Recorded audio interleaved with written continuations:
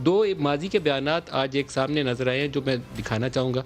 America के उस national security adviser ब्रेज़िन्स्की, वो कहा जाता है कि वो और हमारे जनरल हमीद गुल दो आर्किटेक्ट थे जिन्होंने बहुत सारा जहाद अफ़गानिस्तान के दिनों में वो जो कॉन्सेप्ट था कि अफ़गानों को मज़हब के नाम के ऊपर जिहाद की तरगीब दिया जाए और इसी तरीके से सोवियत यूनियन को हम शिकस्त दे सकते हैं।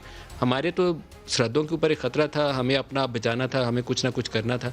ब्रेज़िन्स्की वो क्या रहे हैं नेशनल सिक्योरिटी एडवाइज़र, ज़रा उन्हीं की ज़ुबानी सुनिए। We are confident that their struggle will succeed. That land over there is yours. You'll go back to it one day because your fight will prevail and you'll have your homes and your mosques back again because your cause is right and God is on your side. Your cause is right, God is on your side. आपकी cause सही है, वो आपकी मस्जिदें हैं, जाइए आपकी इबादतगाहें हैं, अल्लाह आपके साथ है। तो जनरल हमीद गुल ने इसके ऊपर क्या कहा, वो भी एक तारीखी जुमला दिखाइएगा। आईएसआई ने अमेरिका की मदद से सोवियत यूनियन को अफगानिस्तान में शिकस्त दे दी।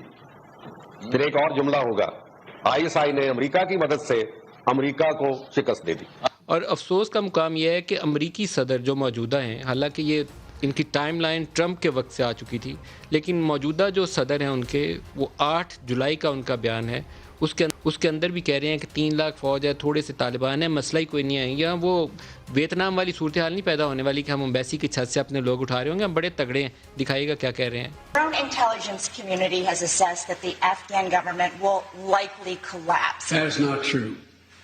Can you please clarify what they have told you about whether that will happen or not? That is not true. They did not reach that conclusion. So what is the level of confidence that they have that it will not collapse? The Afghan government and leadership has to come together. They clearly have the capacity to sustain the government in place. वो कहते हैं जी कि ये तो हो ही नहीं सकता कि तालिबान पावर में आ जाए, वहाँ पर वो तगड़ी फ़ौज खड़ी है और अफ़गान हुकूमत चलेगी। इस वक्त प्रोग्राम के आगाज़ में एक अफ़गान डेलीगेशन पाकिस्तान आया हुआ है। बड़ी इंटरेस्टिंग डेवलपमेंट है कि तालिबान टेक ओवर हुआ है पूरे अफ़गानिस्तान में, अब तो मुकम्मल टेक ओवर उनका कंट्रोल हो चुका है। लेकिन पाकिस्तान में जो अफ़गान डेलीगेशन है बहुत रिप्रेजेंटेटिव है, वो लोग भी मौजूद हैं जो नॉर्थ से पाकिस्तान के साथ हमेशा से इनका अच्छा ताल्लुक़ था, अभी भी पाकिस्तान में मौजूद हैं। इस वक्त मज़ार शरीफ एक इलाका होता था जहाँ कहा जाता था कि तालिबान को रेजिस्टेंस मिलेगी, हरात वाली साइड से कहा जाता था कि तालिबान को रेजिस्टेंस मिलेगी, कोई रेजिस्टेंस नहीं हुई।